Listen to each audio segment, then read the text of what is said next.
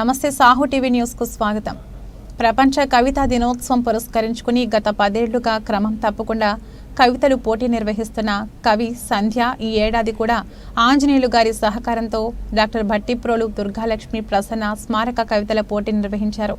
హైదరాబాద్ రవీంద్ర భారతిలో తెలంగాణ భాషా సాంస్కృతిక శాఖ కవి సంధ్య సంయుక్త నిర్వహణలో బహుమతుల ప్రధానోత్సవ సభ ఏర్పాటు చేశారు. ప్రముఖ కవి సంధ్య పత్రిక సంపాదకులు శిఖామణి అధ్యక్షతన జరిగిన సభలో డాక్టర్ మామిడి హరికృష్ణ, ప్రముఖ కవి కొప్పర్తి వెంకటరమణమూర్తి, ప్రసిద్ధ కవి వక్త వాడ్రేవు చినవీరభద్రుడు, ఫ్రెంచి భాషా పరిశోధకుడు, తెలుగు భాషాభిమాని డానియల్ నెజర్స్, ప్రసిద్ధ కవి కేక్ శివారెడ్డి, ప్రముఖ కవి సుధామ, న్యాయ నిర్ణేత డాక్టర్ యార్లగడ్డ రాఘవేంద్రరావు, ప్రముఖ రచయిత్రి శీలా సుభద్రాదేవి, ప్రముఖ రచయిత దాంట్ల దేవదానం రాజు, సిఎస్ రాంబాబు తదితరులు ప్రసంగించారు. ఈ సందర్భంగా కవితల పోటీ విజేతలకు బహుమతి ప్రదానం జరిగింది. ప్రథమ బహుమతి ఆవాల శారద, రెండో బహుమతి చొక్కర తాతారావు, మూడో బహుమతి నేలపూడి రత్నాజీ, సత్కారం నగదు మెమోంటోలు అందుకున్నారు. దేశరాజు, పొత్తూరి సీతారామరాజు, దాసరి మోహన్, కుందుర్తి కవిత, లోగిస లక్ష్మీ నాయుడు, జె దాసుబాబు, లేదళ్ల రాజేశ్వరరావులకు కన్సలేషన్ బహుమతులు అందజేశారు. ఇదే సందర్భంగా నింగికి దూరంగా నేలకు దగ్గరగా అవధానుల మణిబాబు గారి కవితా సంపుటి, ఖాళీ సీసాలో మనిషి పొత్తూరి సీతారామరాజు గారి కవితా సంపుటి, జాతర శ్రీనివాస్ వాసుదేవ్ గారి పుస్తకం, సక్ట నేలపూడి రత్నాజీ గారి కవితల సంపుటి ఆవిష్కరించబడ్డాయి. ప్రముఖ కథకుడు సిఎస్ రాంబాబు కార్యక్రమం నిర్వహించారు. ప్రముఖ కవి చల్ల రామఫణి స్వాగతం పలికారు. సాహితీ సాంస్కృతిక సంస్థ యానా హైదరాబాదు, భాషా సాంస్కృతిక శాఖ తెలంగాణ ప్రభుత్వం వారి సంయుక్త నిర్వహణలో ప్రపంచ కవితా దినోత్సవం 2024వ సంవత్సరానికి మనం జరుపుకుంటున్నాం. ఈ ఉత్సవానికి ఆహ్వానం పలికిన ఆత్మీయ మిత్రుడు సుప్రసిద్ధ కవి చల్ల రామఫణి గారికి ముందుగా హృదయపూర్వక ధన్యవాదాలు. భూమికి ఓజోను పొరల మనిషికి కవిత్వం, మసిబారిన లాంతరు అర్థాన్ని ముగ్గుతో తుడిచినట్టు కవిత్వం మానవ జీవన క్రియను శుద్ధి చేస్తుంది అనే మాట నేను నల్లగేటి నందివర్ధనం చెట్టులో కవితా సమితిలో ఒకటి రాసుకున్నాం. ఈనాటి సభకి పేరు మీద ఉన్నటువంటి వాళ్ళందరూ కూడా వాళ్ళు కవి సంధ్య పరివారం. ఎందుకంటే శివారెడ్డి గారు కవికుల గురువు అని. తెలంగాణ ప్రభుత్వం భాషా సాంస్కృతిక శాఖ సంయుక్త ఆధ్వర్యంలో ఈరోజు ప్రతిష్టాత్మక జాతీయ వేదిక రవీంద్ర భారతిలో ప్రపంచ కవితా దినోత్సవం సందర్భంగా ఒక చక్కని సదస్సుని కవులందరి సామూహిక ఏకతా గీతాన్ని వినిపించడానికి ఇక్కడికి విచ్చేశారు. సో ఇక్కడికి విచ్చేసిన కవులందరికీ, సాహితీమూర్తులందరికీ, అక్షర ప్రేమికులందరికీ తెలంగాణ ప్రభుత్వం భాషా సాంస్కృతిక శాఖ పక్షాన ఆహ్వానం పలుకుతూ స్వాగతం చెప్తున్నాను. సభాధ్యక్షత వహిస్తున్న కవి సంధ్య వ్యవస్థ, అలాగే కవి సంధ్య పత్రిక అధిపతి శిఖామణి గారు, సో వారికి, అలాగే ముఖ్య అతిథిగా విచ్చేసిన శివారెడ్డి గారు, మనందరికీ చిరపరిచితులు. మోహన ఓ మోహన నుంచి మొదలుకొని ప్రతి సందర్భంలో కూడా ఇప్పుడున్న ప్రతి కవికి ఒక నిరంతర స్ఫూర్తిగా నిలుస్తున్న జైంట్ ఆయన. అలాంటి జైంట్ ఎందుకంటే ఈసారి యునెస్కో వాళ్ళు ప్రపంచ కవితా దినోత్సవ స్ఫూర్తిగా ఒక థీమ్ అని ఇస్తారు. Every year they use to announce as theme. So ఈ సంవత్సరపు యునెస్కో థీమ్ ఏంటంటే ప్రపంచ కవితా దినోత్సవం సందర్భంగా standing on the shoulders of the giants అని. సో ఇప్పుడు శివారెడ్డి గారిని మించిన కరెక్ట్ యాప్ట్ పర్సనాలిటీ తెలుగు కవిత్వానికి ఇంకెవరు ఉంటారు? Standing on the shoulders of the Giants. ఇది ఈ మాట చాలా అద్భుతమైన మాట. అయ్యా ప్రపంచం అంతా ఇట్లా చెప్పుకుంటారు, గొప్పగా ఏం చూస్తున్నావు, నువ్వు చాలా గొప్పగా సాధించావు, నువ్వు గొప్పగా సాధించావు, ఎవరూ సాధించలేని అద్భుతాన్ని సాధించావు అని అన్నప్పుడు అనుకోగలిగిన వినయవంతమైన ప్రతిభామూర్తి చెప్పే ఒక సమాధానం ఏంటంటే, అయ్యా నేను చూస్తున్నది, నేను చెప్తున్నది, నేను కనుగొన్నది, నేను ఆవిష్కరించింది నా పూర్వీకుల భుజాలపై నిలబడి చూడడం వల్ల నాకు దొరికింది అని. అంటే ఎవరైతే ఉన్నారో ద లెజెండ్స్ ఎవరైతే ఉన్నారో, the path breakers, the path finders or the trail blazers ఎవరైతే ఉన్నారో వారు నడిచిన బాటకి 2 అడుగులు కొనసాగింపు నేను చేశాను. అలాగే వారు నిలబడ్డ స్థితికి ఆ పైన నిలబడడం వల్ల మాత్రమే నేను ఇంకొంచెం దూరం ఎక్కువ చూడగలిగాను. నా కంటి చూపు పెరగడానికి ఆ ఆవల కంటి చూపు పరిమితికి ఆవల ఉండే ప్రపంచాన్ని అన్వేషించడానికి చూడడానికి కావలసిన ఆ ఆకరం ఎక్కడ దొరికిందంటే నేను నా పూర్వీకుల యొక్క భుజస్కంధాల మీద నిలబడి చూడడం వల్లే నేను అంతకంటే మించిన దూరాన్ని వీక్షించగలిగాను అని చెప్పడం. సో ఇక్కడ standing on the shoulders of the Giants. So ఇక్కడ మనందరం చేస్తున్న పని, కవులందరూ చేస్తున్న పని, పంపన భుజాల మీద నిలబడే తెలుగు సాహిత్యం మొదలైంది. గారిని ఎంచుకోవడం అది ఎంత ఔచిత్యవంతంగా ఉందో మీరందరూ విన్నారు. మంచి ఓపెనింగ్, మంచి బిగినింగ్ వాళ్ళు చెప్పారు. ఆయన వారికి ధన్యవాదాలు చెప్తూ గంధకుటి సంస్థ తరఫున, బట్టి ప్రోడు సంస్థ తరఫున ఈనాటి ముఖ్య అతిథి గౌరవ అతిథులు వారిని చిన్న సత్కారం.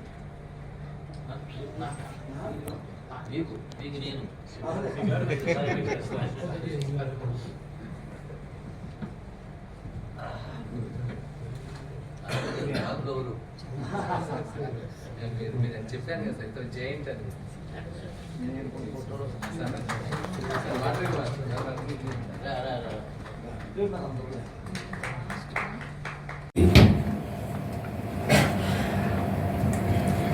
కూర్చున్నాళ్ళు అసహనంగా ఉండరు, అక్కడ ఉన్నాళ్ళు అసహనంగా ఉండరు. సత్కార్యమే. ముహూర్తాలు పెడతారు కదా పెళ్ళిళ్ళకి, అట్టనమాట. సత్కార్యం అయినా సరే టైం లోపల చూసుకోవాలి, తప్పదు. ఆ ప్లానింగ్ ఏదో కొంచెం పొరపడింది అనుకుంటున్నాను నేను. ఏమైనా అష్టావధానం, శతావధానం, ఇంకెన్ని అవధానాలు ఉన్నాయో అవన్నీ కలిపి చేస్తున్నాడు మా శిఖామణి. అది మామూలు విషయం కాదు. ఆయన చేసే కృషి నాకు తెలుసు, మామూలుది కాదు. సింగిల్ హ్యాండెడ్గా చేస్తున్నాడు. అయినా కూడా ఎక్కడో ప్లానింగ్ మిస్ అవుతూ ఉంటుంది. అప్పుడప్పుడు ఇబ్బంది జరుగుతూ ఉంటుంది. ఇప్పుడు ఈ కవిత పోటీలు పెట్టడం, వాళ్ళకి ఇవ్వటం, మళ్ళా కవిత్వాన్ని గురించి నేను ఉపన్యాసాలు. ఇంకా కవి కథకులు మిత్రులు పొత్తూరి సీతారామరాజు గారు ఖాళీ సీసాలో మనిషి అనేటువంటి కవితా సంపుటిని ప్రముఖ కవి యార్లగడ్డ రాఘవేంద్రరావు గారు ఆవిష్కరిస్తారు.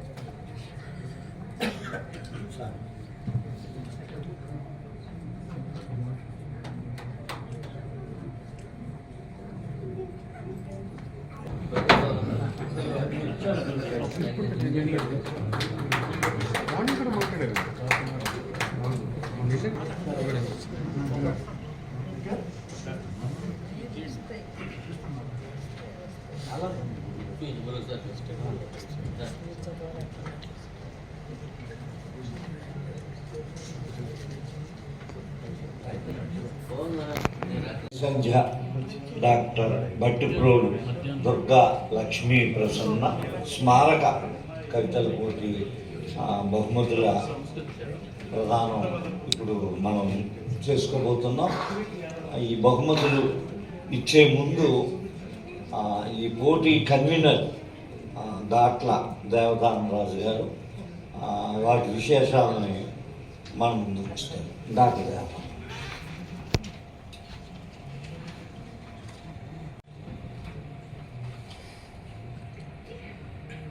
కవి సంధ్య డాక్టర్ బట్టిపోలు దుర్గాలక్ష్మి ప్రసన్న కవితల పోటీ బహుమతుల ప్రధానోత్సవ సభకు అధ్యక్షులుగా వ్యవహరిస్తున్నటువంటి మా మిత్రులు శిఖామణి గారికి, మాకు కవిత్వ స్ఫూర్తి ప్రదాత కె శివారెడ్డి గారు విశిష్ట ముఖ్య అతిథి, అట్లాగే ప్రసిద్ధ కవి వక్త మా వాడ్రేవ్ చిన్న వీరభద్రులు గారికి, భాషా సాంస్కృతిక డైరెక్టర్ రమావిడి హరికృష్ణ గారు, ప్రత్యేక ప్రసంగం చేయడానికి చేసినటువంటి కొప్పర్తి గారికి,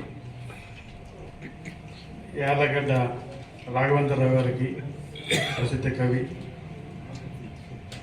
శీలా సుభద్రాదేవి గారికి, సుధామ్ గారికి, తర్వాత మనల్ని భాష తెలియకపోయినా ఫ్రెంచి కవిత వినిపించి మనల్ని ఎంతో అలరింపచేసినటువంటి డానియల్ నెజర్స్ గారికి, ఇక్కడికి ఇచ్చేసినటువంటి సాహిత్య అభిమానులందరికీ నా నమస్కారం.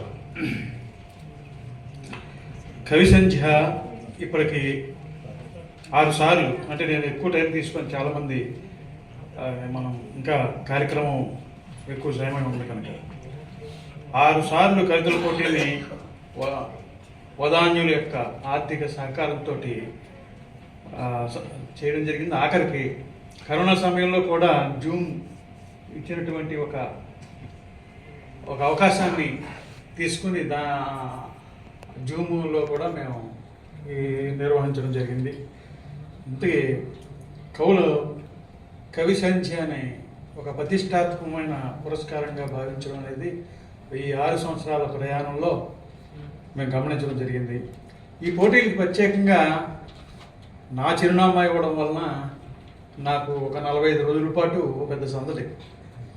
ప్రతిరోజు కూడా ఆ గడువు పూర్తయ్యే వరకు కూడా రకరకాల మనస్తత్వాలు, అంటే నాకు తెలియని కాదు ఇంకా బాగా తెలిసినట్టు, ఎట్లాగా నియమ నిబంధనలు స్పష్టంగా ఉన్నప్పటికీ కూడా ఎన్నో సందేహాలు. వాళ్ళు ఈ సందేహాల పర్వం రోజంతా కొనసాగింది అనమాట. మనం ఎంత అర్జెంట్ పనిలో ఉన్నా సరే అటెండ్ చేయకపోతే మనకి ఏదో గీరనుకుంటారేమో అని ఆ భయంతో మెత్తగా అందరికీ కూడా సమాధానం చెప్పడం నేర్చుకున్నాం. ఎవరిని ఎట్టి పరిస్థితుల్లోనే ఎత్తకుండా చేయకుండా, అట్లాగే ఓపికగా జవాబు చెప్పడం అనేది వాళ్ళు ప్రత్యక్షంగా పలకరిస్తే ఏదైనా ఒక ప్రాధాన్యత ఉంటుందేమో అని కూడా వాళ్ళు ఆశిస్తున్నారేమో అని నాకు అనిపించింది. ఎందుకంటే వాళ్ళు కవిత పంపేటప్పుడు ఒకసారి పలకరిస్తారు, ఇవాళ నేను పోస్ట్ చేశాను, మళ్ళీ 4 రోజులు పోయిన తర్వాత అందిందా అని మళ్ళీ ఇంకోసారి వాళ్ళు అంటే మనతోటి ఒక పలకరింపు. అట్లాగే సామాజిక అంశం అంటే ఏమిటండి? సామాజిక అంశం మీద తీసుకుని కవిత్వం రాయమన్నారంటే ఏంటండి? భక్తి కవిత్వం రాయొచ్చండి. ఇట్లాగా రకరకాలుగా నన్ను అడిగేవారు. అంటే మన ఎంత పగలు ఒక ఆయన అయితే మీరు ఎలాగో నాకు బహుమతి ఇవ్వరులేండి, ఎందుకంటే మీరు ఎవరికి అర్థం కాని కవితలకే బహుమతులు ఇస్తారు, అస్పష్టంగా ఉండాలి. నాలాగా సరళ సుందరంగా రాసే వాళ్ళకి మీరు బహుమతి ఇవ్వరు, అయినా మీరు చదువుతారని పంపిస్తున్నాను అని అక్కడ అందులో రాయడం కానీ ఫోన్లో చెప్పడం కానీ ఇట్లాంటివన్నీ ఉన్నాయి. కొంతమంది సిఫార్సు, ఒక ఆయన తనిఖీల భరణ గారు నా ఈ కవిత గురించి ఇలా అన్నారండి ఇంత మ్యాటర్ పైన రాసి కవిత పంపించాడు. అవేమి మేము న్యాయ నిర్ణేతకి పంపించాం. న్యాయ నిర్ణేతకి మేము నేను ప్రతిరోజు చేసే పని ఏమిటంటే రోజంతా సాయంకాలానికి వాటిని తీసుకుని డైరీలో వాడి పేరు, ఫోన్ నెంబరు, కవిత ఇవన్నీ తీసుకోవడం, రాయడం, రాసి వాటి కోడ్ నెంబర్లు ఇచ్చి ఆ డైరీలో రాయడం అనేది జరిగింది. అట్లాగా ఇది కవిత్వం పట్ల ఎంత అభిమానం ఉందో ఒక పేషన్గా పోటీల్లో కూడా గెలవాలని కోరిక. ఎందుకంటే ఈవేళ నేను వస్తుంటే ఇక్కడికి సభ దగ్గరికి వస్తుంటే 2 ఫోన్ చేశారు, ఫలితాలు అన్నారు ఎప్పుడు వస్తాయండి అని. అదేంటండి బాబు, అన్ని పేపర్లోనే వచ్చాయి, ఈవేళ నేను బయలుదేరుతుంటే కూడా 2 ఫోన్ చేశారు, ఫలితాలు అన్నింటిలోనే వచ్చాయి, ఎప్పుడు మళ్ళీ వాళ్ళ వాట్సాప్ నెంబర్కి ఈ ఫలితాలను మళ్ళీ పోస్ట్ చేయడం, తర్వాత ఇట్లాగా జరుగుతుంది. మేము జనరల్గా మేము అనుసరించే పద్ధతి కూడా ఒక మాట చెప్పాలి. ఆ న్యాయ నిర్ణేతకి పంపించే ముందు ఈ కవి సంధ్య బృందం మొట్టమొదట ప్రాథమిక ఆ పరిశీలనలో కొన్ని కవితల్ని మరీ ప్రాథమిక స్థితిలో ఉన్నటువంటి వాటిని పక్కన పెట్టడం, ఆ తర్వాత వాళ్ళ పేర్లు, చిరునామాలు, సెల్ నెంబర్లు కత్తిరితో కత్తిరించడం లేదా పెన్నతోటి గట్టిగా రుద్ది ఎట్టి బస్సులను అయ్యకు కూడా రుద్ది అసలు కనిపించకుండా చేయడానికి ప్రయత్నం చేయడం. అట్లాగా ఈ కోడ్ నెంబర్లు ఉంటాయి కనుక ఫలితాలు వచ్చినప్పుడు న్యాయ నిర్ణయం దగ్గర నుంచి వచ్చిన తర్వాత అప్పుడు వాళ్ళ యొక్క పేర్లని ప్రకటించడం. ఇదంతా ఎందుకు చెప్తున్నా అంటే పారదర్శకంగా మేము ఈ 6 సంవత్సరాల నుంచి ఈ 6 ట్రిప్పుల నుంచి మేము చేస్తున్నామని చెప్పడానికి చేస్తున్నాం. ఈ సందర్భంగా గత 6 ఈ ప్రపంచ కవిత దినోత్సవంలో వాళ్ళు వదాన్యులు గురించి కూడా నేను ఒక మాట చెప్పాలి. మొట్టమొదట 2018లో పానుగంటి లక్ష్మీనరసింహరావు గారి వారసులు వాళ్ళ ద్వారా మొట్టమొదటి పోటీ జరిగింది. అట్లాగే రెండవది మిత్రులు మా వింజమూరి అచ్యుతరావు అని ఆయన చనిపోయిన తర్వాత వాళ్ళ అబ్బాయిలు స్మారక పోటీల కింద ఓడించడం. ఆ తర్వాత మధునపంతుల ఫౌండేషన్ అది కుటీరం అంటే ఫౌండేషన్, ఆ తర్వాత ప్రభాకర జైని ఫౌండేషన్, ద్వానా సాహితీ కుటీరం ఆయన జానశాస్త్రి గారు అది చనిపోయిన తర్వాత ఆ అబ్బాయి ద్వారా అది కుటీరం. ఈ సంవత్సరం బట్టి పౌలు వారి ఇది గంధం కుటీరి ద్వారా ఈ కవిత్వ పోటీలు నిర్వహించడం జరిగింది. వీరందరి సౌజన్యానికి వినయపూర్వక కవిసంచి తరపున తెలియజేసుకుంటున్నాను. ఇక ఈ సంవత్సరం అయితే 132 కవితలు వచ్చాయి. 132 కవితలు వచ్చిన తర్వాత గడువు తర్వాత ఇంకా వచ్చాయి. నేను ఆ న్యాయ నిర్ణేతకి పంపించిన తర్వాత కూడా అలా వస్తూనే ఉన్నాయి. అయితే మధ్యలో ముందులో ప్రారంభంలో కొంచెం తక్కువ కవితలు వస్తున్నాయని చెప్పి శిఖామణికి అనిపించి మళ్ళీ కవిసంచిలో ప్రకటన ఇచ్చేసి ఒక 15 రోజులు పెంచేసాడు ఆయన. పెంచేయడంతో మళ్ళీ వరద మళ్ళీ చాలా వచ్చాయి. అట్లాగా తర్వాత ఎప్పుడు లేని అనుభవం ఈసారి మాకు జరిగింది. ఎప్పుడూ జరగలేదు అట్లా. మేము ప్రథమ బహుమతి, ద్వితీయ బహుమతి, తృతీయ బహుమతి కింద అనౌన్స్ చేసేసి కవిసంచిలో కూడా ఆ కవితని ప్రచురించేసి అన్నీ అయిన తర్వాత మాకు తెలిసింది ఏంటంటే ప్రథమ బహుమతి వచ్చింది. అంతకుముందు డిసెంబర్లో బెలైవాన్లో ప్రథమ బహుమతి వచ్చిన కవితని సేమ్ కవిత దానికి శీర్షిక మార్చి మళ్ళీ ఈ పోటీలకు కూడా పంపించారు. కానీ హామీ పత్రం చూశాను. హామీ పత్రం చూస్తే అందులో స్పష్టంగా మీ గురించే రాసిన కవిత ఇది మరి ఎక్కడ పరిశీలనలో లేదని కూడా రాశారు. మరి అది అంత అలా అవడం వల్ల మేము ఏం చేయవలసి వచ్చిందంటే ఈ కవితలన్నింటినీ ఆ క్రమాన్ని పైకి జరపవలసి వచ్చిందన్నమాట. పైకి జరిపి సెకండ్ ప్రైజ్ ఉన్న వాళ్ళకి ఫస్ట్ బహుమతి, థర్డ్ ప్రైజ్ ఉన్న వాళ్ళకి అట్లాగా ఈ పైకి జరపడం జరిగింది. ఆ రకంగా ఆవాల శారద గారికి సెకండ్ బహుమతి అలా ఫస్ట్ బహుమతి ప్రధానోత్సవ సభకి వచ్చేటప్పటికి అలా మారిపోయింది. తర్వాత ఇట్లాగా వేరే పత్రికల్లో పరిశీలనలో ఉంది పంపడం కాకుండా ఆల్రెడీ బహుమతి వచ్చేసిన కవితలు కూడా పంపడం అనేది చాలా దారుణం అనిపించింది. అది మమ్మల్ని ఇబ్బందికి గురి చేసింది. ఇంతకుముందు ఎప్పుడు ఇలాగ జరగలేదు.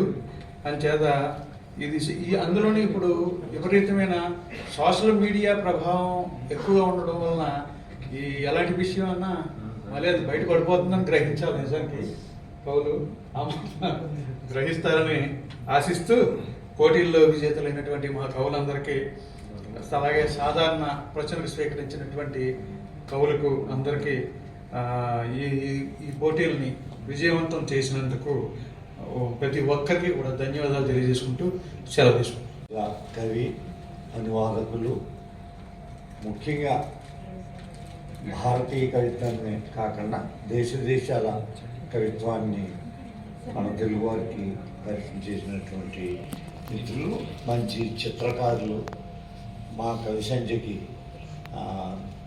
గొప్ప ఆత్మబంధువు వాడ్రి శనివీరభద్రుడు గారిని తమ గౌరవ అతిథి ప్రసంగం చేయవలసిందిగా ఆహ్వానిస్తుంది.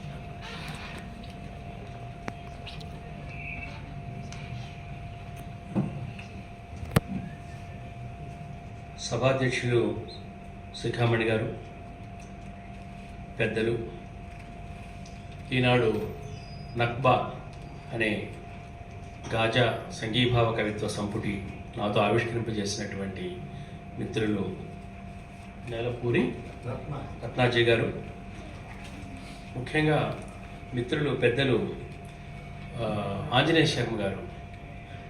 డాక్టర్ ఆంజనేయ శర్మ గారు మీలో చాలామంది తెలియకపోవచ్చు. బిఎస్ఎల్ హనుమంతరావు గారు ఒక సుప్రసిద్ధ చరిత్ర పరిశోధకుడు ఉండేవారు, మహానుభావుడు. తెలుగు వాళ్ళ చరిత్రని చాలా సాధికారికంగా నిర్మించినటువంటి మహనీయుడైన ఆయన సోదరులైన ఆయన వ్యాసాలు ముఖ్యంగా ఆంధ్రదేశంలో మత పరిణామాలు అనే ఒక చాలా అపురూపమైన వ్యాస సంపుటికి ఆయన నాతో ముందు మాట రాయించారు డాక్టర్ గారు, మహానుభావులు.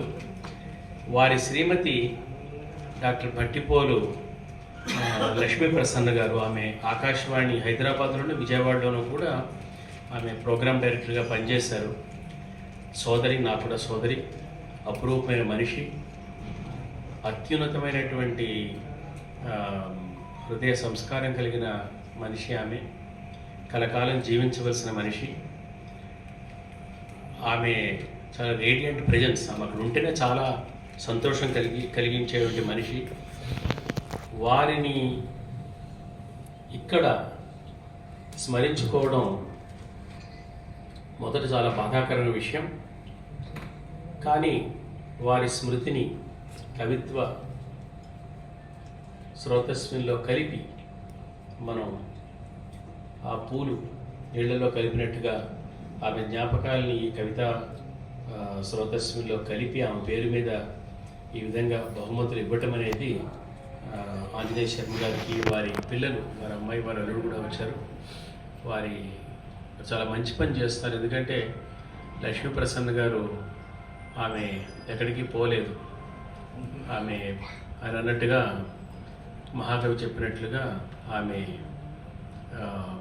గాలిలోను కాంతిలోను హంసల నడకల్లో పూర్ణమ్మ నడకలు చేరినట్లుగా ఆమె మనందరి హృదయాల్లో చేరారు. ఆమెని తలుచుకోవడం కూడా ఈరోజు చాలా సంతోషకరంగా ఉంది. ఈ ప్రపంచ కవితా దినోత్సవం సందర్భంగా ఏర్పాటు చేసిన ఈ సమావేశంలో నేను ఒక కవిత ఒకటి వినిపిద్దాం అనుకుంటున్నాను. ఇది ఈ ఏడాది న్యూ ఇయర్ డే సందర్భంగా నాకు రామకృష్ణారావు గారు, తెలంగాణ ప్రభుత్వ ప్రత్యేక ప్రధాన కార్యదర్శి, ఆయన డిసెంబర్ 31 నాడు ఒక కవిత పంపించారు. ఆయన బాగా చదువుతాడు ఆయన. ఆ కవిత రాసిన ఆమె జాయ్ హార్జో. ఆమె ఇప్పుడు అమెరికా సంయుక్త రాష్ట్రాల ఆస్థాన కవయిత్రి. అయితే ప్రత్యేకత ఏమిటంటే అమెరికా సంయుక్త రాష్ట్రాల తాలూకు మొట్టమొదటి నేటివ్ అమెరికన్ ఆస్థాన కవయిత్రి. అంటే అమెరికా ఏర్పడిన తర్వాత మొదటిసారిగా ఒక స్థానిక అమెరికన్, రెడ్ ఇండియన్స్ అంటాం కదా, నేటివ్ అమెరికన్ కవయిత్రి, ఆస్థాన కవయిత్రిగా మారింది. ఆమె రాసినటువంటి ఒక కవిత ఇది. ఆమె రాసిన పుస్తకం conflict resolution for holy beings అనే పుస్తకంలో ఎంపిక చేసిన కవిత. ఈ కవిత నేను నాకు పంపగానే 31st నైట్ రాగానే ఈ కవిత చదవగా నాకు చాలా చాలా సంతోషం కలిగింది అనమాట. వెంటనే నేను దీన్ని తెలుగులోకి అనువాదం చేశాను. ఈ కవిత శీర్షిక పోయిన ప్రాణం లేచొచ్చినప్పుడు. పోయిన ప్రాణం లేచొచ్చినప్పుడు ఆ పొటాటో చిప్స్ ప్యాకెట్, ఆ వైట్ బ్రెడ్, ఆ కోక్ బాటిల్ పక్కన పెట్టేయి. ఆ cell phone, computer, remote control ఆపేయి. తలుపు తీయి. ఆ మీద దాన్ని నెమ్మదిగా మూసుకోనివ్వు. ప్రేమగా పలకరించే గాలులు గుండె నిండా పీల్చుకో. అవి ఈ పుడమి మీద ఓషధుల సారాన్ని నింపుకుని మరీ ప్రసరిస్తాయి. ఆ గాలుల్ని మళ్ళా ధన్యవాదాలతో పునఃప్రదానం చెయ్యి. ఆ క్షణాలను నువ్వు పాట పాడితే ఆ పాట నిన్ను తారాగగనానికి తీసుకుపోయి తిరిగి వెనక్కి తీసుకురాగలదు. నీ తల్లిదండ్రుల కోరికలో నువ్వు ఒక స్వప్నంగా ప్రాణం పోసుకున్నప్పటి నుంచి నిన్ను సంరక్షించుకుంటూ వస్తున్న భూమికి నువ్వు కృతజ్ఞతతో కైమోడ్చు. నీ పాదరక్షలు నిన్ను నీ రక్షక దేవతల శిబిరానికి తీసుకుపోనివ్వు. ఆ దేవతలకి నువ్వు పుట్టక ముందు నుంచి తెలుసు. ఆ దేవతలు అక్కడ అనంతర కాలంలో కూడా నిలిచే ఉంటారు. వాళ్ళు వెలిగించుకున్న నెగడి కాలాతీతంగా మండుతూనే ఉంటుంది. నీ వలసలు ముగించాక నీలో తలెత్తే అభద్రతా సంకేతాల్ని పృథ్వీ చక్కదిద్దని నీతో కలిసి నడిచే చిన్న చిన్న పిపీలికాల పట్ల, పక్షుల పట్ల, జంతువుల పట్ల గౌరవం చూపించు. వాటి పట్ల మనం మనుషులం చేస్తున్న హానికి మనఃపూర్వకంగా క్షమాభిక్ష యాచించు. దిగులు పడకు. ఉత్పాతాలు, సరిహద్దులు, తనిఖీలు, సైనిక పటాలాలు, ఊచకోతలు, యుద్ధాలు అన్నిటి మధ్య తమని తాము ద్వేషించుకుంటారు కాబట్టి నిన్ను కూడా ద్వేషించే వాళ్ళ మధ్య దారి చేసుకుంటూ పోవడం ఎట్లానో నీ హృదయానికి తెలుసు. నీ ప్రయాణం బహుశా కొన్ని గంటల పాటు, ఒక రోజు, ఒక ఏడాది, కొన్నేళ్లు, ఒక శతాబ్దం, ఒక సహస్రాబ్దం లేదా ఇంకా చాలా కాలమే పట్టవచ్చు. నీ మనసును కనిపెట్టుకో. సరైన శిక్షణ లేకపోతే అది ఇటు అటు పారిపోవచ్చు. అది నీ హృదయాన్ని, కాలాన్ని దొంగిలించే వాళ్ళకి విందుగా ఎరగా వేసి తప్పించుకుపోవచ్చు. ఊరికినే పశ్చాత్తాపడకు.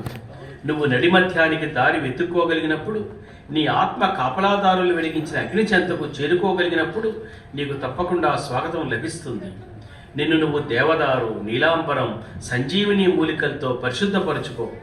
అపజయాలతో, అవమానాలతో నీకు మిగిలి ఉన్న లంకెల్ని తుంచెయ్యి. నీ మనసులో, నీ భుజాల మీద, నీ హృదయంలో, నీ పాదాల దాకా పరుచుకుని ఉన్న బాధ తొలగిపోనివ్వు. నీ పూర్వీకుల వేదన తొలగిపోయి నీ ముందు రానున్న ఆగామి తరాలకు దారి చెయ్యి. క్షమాభిక్ష యాచించు. నిన్ను ప్రేమించే వాళ్ళ చేయూత కోసం ఎలుగెత్తి ఆహ్వానించు. నీకు సహాయపడడానికి సిద్ధంగా ఉన్న వాళ్ళకి ఎన్నో రూపాలు, వాళ్ళు జంతువులు కావచ్చు, పంచభూతాలు, పక్షులు, దేవదూతలు, సాధువులు, శిలలు, నీ పితృదేవతలు కావచ్చు. నీ ఆత్మని వెనక్కి పిలు. నీ ప్రాణం ఎక్కడో అవమానాల మూలల్లోనో, ముడతల్లోనో, నీ మీద తీర్చిన తీర్పుల్లోనో, నీ మీద పడ్డ నిందల్లోనో ఇరుక్కుపోయి ఉండవచ్చు. నువ్వు నీ ప్రాణాన్ని, నీ జీవాన్ని, నీ ఆత్మని ఎలా పిలవాలంటే అది వెంటనే వెనక్కి ఎగురొచ్చేయాలి. ఎంతో ఇష్టంగా పసిపాపతో మాట్లాడినట్టుగా నువ్వు దాన్ని పలకరించాలి. దారి తప్పి సంచరిస్తున్న నీ ఆత్మని మళ్ళా చేర పిలుచుకో. బహుశా అది పీలికలుగా ముక్కలు చెక్కలై వెనక్కి రావచ్చు. ఆ శకలాల్ని పోగు చేసుకో. ఎంతో కాలం తర్వాత తిరిగి నువ్వు వాటిని చేరదీసుకున్నందుకు అవి మహదానందానికి లోనవుతూ ఉండవచ్చు. నీ ప్రాణాన్ని, నీ ఆత్మని నువ్వు చేరపిలుచుకుని దానికి స్నానం చేయించి శుభ్ర వస్త్రాలు ఇచ్చిన తర్వాత దానికి ఒక విశ్రాంతి కావాలి. అప్పుడు నీకు ఒక విందు గోష్ఠి అవసరమవుతుంది. నువ్వు ఎవరెవరిని ప్రేమిస్తున్నావో, ఎవరెవరు నీకు బాసటగా నిలబడుతున్నారో వారందరినీ ఆ విందుకు ఆహ్వానించు. వెళ్ళడానికి మరొక చోటంటూ లేని వారికి ఒకంత చోటు చూపించు. అప్పుడు ధన్యవాద సమర్పణ మొదలుపెట్టు. కానీ గుర్తుపెట్టుకో, ప్రసంగాలు మరీ సుదీర్ఘం కాకుండా చూసుకో. అప్పుడు నువ్వు తప్పకుండా చేయవలసిన పని ఒకటి ఉంది. అదేమిటంటే నీ తర్వాత వస్తున్న మనిషి కూడా చీకట్లో దారి తప్పకుండా దారి చూపించు. ఇప్పుడు అది రెడీగా లేదు. అది అయితే నేను ఒక పోయం పాలు వెళ్ళలేని పోయమ్స్ కొన్ని నన్ను తెలుగులో అనువాదం చేశాను. ఒక్క పోయం మీకోసం వినిపిస్తున్నాను. కురుస్తున్న అశ్రువులు అంటే కన్నీడు. కురుస్తున్న అశ్రువులు. ఆయన ఒక ర్యాంబో తాలూకు ఒక లైన్ తీసుకున్నాడు. నగరం మీద మెత్తని వాన అనే లైన్ ఎల్యూట్ చేస్తూ వెర్లేన్ రోడ్ తీసిపోయాడు. నగరంలో వానలాగా నా హృదయం కూడా అశ్రువులు కురుస్తున్నది. ఇదేమిటి ఇప్పుడు ఈ సోమరి వేదన, ఈ జలధరింపు గుచ్చుకుంటూ గుండెను గాయపరుస్తున్నది. పైకప్పు మీద, నేల మీద టపటపమంటూ వాన చేస్తున్న సవ్వడి. ఓహో, వేదనలో కుములుతున్న గుండెకి వాన చేసే చప్పుడు మధురమనిపిస్తున్నది. బెంగపడ్డ గుండెలో కన్నీళ్ళెందుకు కురుస్తున్నవో ఎవరికి తెలుసు? ప్రేమద్రోహం కాదు కదా, ఈ శోకం ఎందుకో ఎవరికి తెలుసు? ప్రేమ లేదు, ద్వేషం లేదు, అయినా ఈ హృదయం ఎందుకు నలుగుతున్నదో తెలియకపోవడం ఒక్కటే దుర్భరమైన దుఃఖం అనిపిస్తున్నది. ఈ బహుమతి ప్రదానంలోకి వెళ్ళే ముందు మనం ముందే అనుకున్నట్టుగా ఫ్రెంచ్ దేశస్థులు, ఫ్రెంచ్ భాషా పరిశోధకులు, అనువాదకులు, తెలుగువారు ఆశ్చర్యపడేలాగా, అబ్బులు పడేలాగా తెలుగును మాట్లాడే డానియల్ నజర్స్ గారు వేరే చోటుకు వెళ్ళవలసి ఉన్నందువలన వారిని మాట్లాడవలసిందిగా ముఖ్యంగా ఫ్రెంచ్ కవిత సౌరభాన్ని మా తెలుగు కవులకి అందించవలసిందిగా ఆహ్వానిస్తాం. క్లుప్తంగా మాత్రమే మాట్లాడతాను. అయితే ఇప్పుడు నేను ఇక్కడికి వచ్చి చాలా సంతోషమైన పరిస్థితి ఉంటుంది. చాలా ఈ సభలో ఈ వేదిక మీద ఎంతో మంది స్నేహితులు ఉన్నారు. ఈ ప్రసిద్ధమైన కవి గారు అనే సిద్ధారెడ్డి గారు నమస్కరిస్తూ అందరికీ కూడా నమస్కరిస్తున్నాను. అయితే యానానికి వెళ్ళాను కొన్ని రోజుల పూర్వం. అప్పుడు దాట్ల దేవరామరాజు గారు నన్ను ఈవేళ శిఖామణి గారితో ఇదంతా దాన్ని చేస్తే కొంతవరకు ఆ శిఖామణి గారితో మాట్లాడి ఒక ఫ్రెంచి పద్యం లేకపోతే 2 ఫ్రెంచి పద్యాలు అనే మా ఫ్రాన్సే భాష, మేము ఫ్రెంచి కాదు ఫ్రాన్సే అంటాం. ఇదే ఇంగ్లీష్ వాళ్ళు తెలుగు అని అంటారు. అందుకనే మీరు ఫ్రెంచి చెప్పేటప్పుడు నా చెవిలో ఇదే మీకులాగా తెలుగు అనే శబ్దం వస్తే కొంత బాధపడుతుంది. అందుకనే మాది పరశు భాష ఫ్రాన్సే అంటాం మేము. అయితే మరొక సంతోషం అయితే 2016లోనే ఈ కవి సంధ్య అనే ప్రకటన కోసమని ప్రయత్నం చేసేటప్పుడు ఆ శిఖామణి గారితో పాటు భాస్కర్ రెడ్డి గారితో పాటు యానంలోనే ఉన్నాను. అందుకనే ఈ సందర్భంలో కూడా ఇక్కడికి నేను వస్తే ఇంకా మరొక సంతోషం అవుతుంది. ఆ తర్వాత శిఖామణి గారి అనే కొన్ని పద్యాలు కూడా ఫ్రాన్సేలోకి కొన్ని అనువాదాలు కూడా వచ్చాయని. అలాంటి అనువాదాలు ఇప్పుడు నేను చదవను. ఎందుకు? మంచి అనువాదాలే, కానీ ఆయన ఉద్దేశం అంటే ఈ ఫ్రాన్సే అనే శ్రావ్యమైనది ఎలా వినిపిస్తుందో కూడా చూపిస్తే బాగుంటుందని అనుకున్నారు. అందుకనే మహోన్నత అనే కవుల నుండి రెండు కవిత్వాలు చదువుతాను. బాగా పొదుగైనవి కావు. ఒకటి అంటే ముఖ్యమైన 19వ శతాబ్దం చివరి దశలో 20వ శతాబ్దం మొదటి దశలో 4 ముఖ్యమైన కవులు అయితే మీకు చాలా మందికి తెలుసుకుంటారు. బోడ్లేర్, రాంబో, అపోలినేర్, వెర్లెన్ అలాంటి వాళ్ళు. అందుకని ఇప్పుడు ఒక అపోలినేర్ అనే పద్యం మాత్రమే చదువుతాను. Sous le pont Mirabeau coule la Seine et nos amours. Faut-il qu'ils m'en souviennent? La joie venait toujours après la peine. Vienne la nuit, sonne l'heure, les jours s'en vont, je demeure. Les mains dans les mains, restons face à face, tandis que sous le pont de nos bras passent des éternels regards, l'onde s'y lasse. Vienne la nuit, sonne l'heure, les jours s'en vont, je demeure. L'amour s'en va comme cette eau courante, l'amour s'en va comme la vie est lente et comme l'espérance est violente. Vienne la nuit, sonne l'heure, les jours s'en vont, je demeure. Passent les jours et passent les semaines, ni temps passé, ni les amours reviennent. Sous le pont Mirabeau coule la Seine.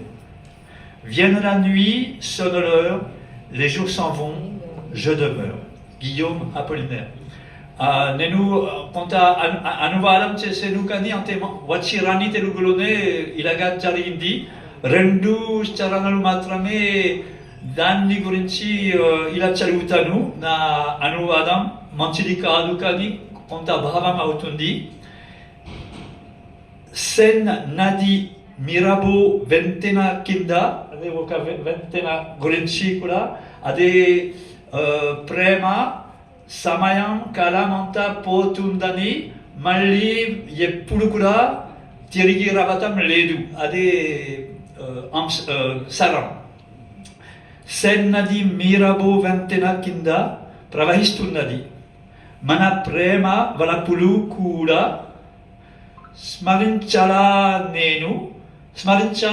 నేను శోకం తరువాత ఎప్పుడు ఆనందం వచ్చింది. ఇలా కొంతవరకు ఇదంతా poem అవుతుంది. మరొక 2 నిమిషాలు మాత్రమే తెలియచెప్తే, ఇది చాలా ముఖ్యమైన కవిత్వం అనుకుంటున్నాను. అది బోడ్లేర్ అల్బాట్రోస్ గురించి ఫ్రెంచ్లో మాత్రమే చదువుతాను. Souvent, pour s'amuser, les hommes d'équipage prennent des albatros, vastes oiseaux des mers, qui suivent, indolents compagnons de voyage, le navire glissant sur les gouffres amers. À peine les ont-ils déposés sur les planches que ces rois de l'azur, maladroits et honteux, laissent piteusement leurs grandes ailes blanches comme des avirons traîner à côté d'eux. Ce voyageur ailé, comme il est gauche et veule, lui, naguère si beau qu'il est comique et laid.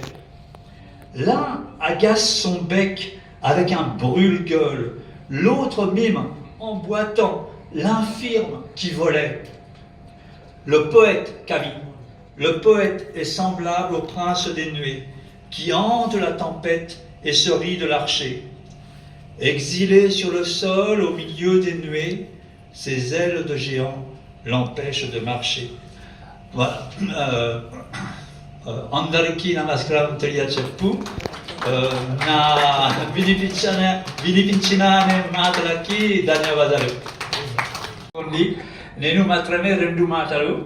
ఇప్పుడు శివారెడ్డి గారు అనే కనీసం ఒక 10-15 సంవత్సరాల క్రితం ఆయన దగ్గరికి వచ్చి ఆయన ఆయన పద్యాలు తప్పకుండా అనువదిస్తానని అనుకుంటున్నాను. ఇంకా ఈ శిఖామణి కూడా ఆయన పద్యాలు కూడా అనువదిస్తే చాలా సంతోషంగా. అందుకు ఆ పని చేసేటప్పుడు వాళ్ళ ఇద్దరి సహాయాలు కూడా తీసుకొని చేద్దామని అదే నేను కోరుకుంటున్నాను.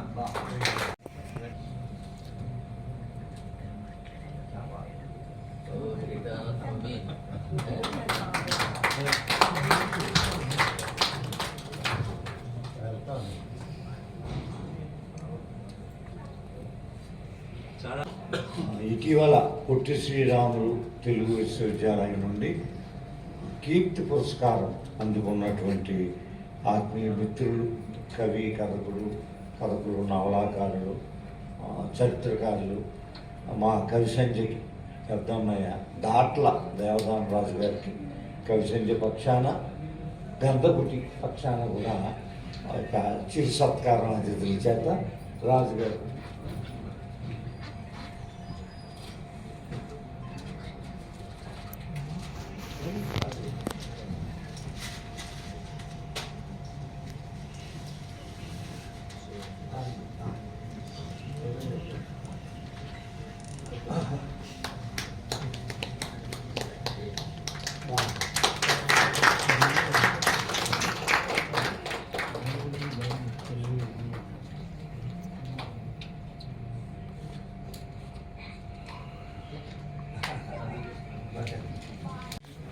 సమావేశానికి అధ్యక్షత వహిస్తూ ఉన్నారు శిఖామణి గారు, పెద్దలు శివారెడ్డి గారు,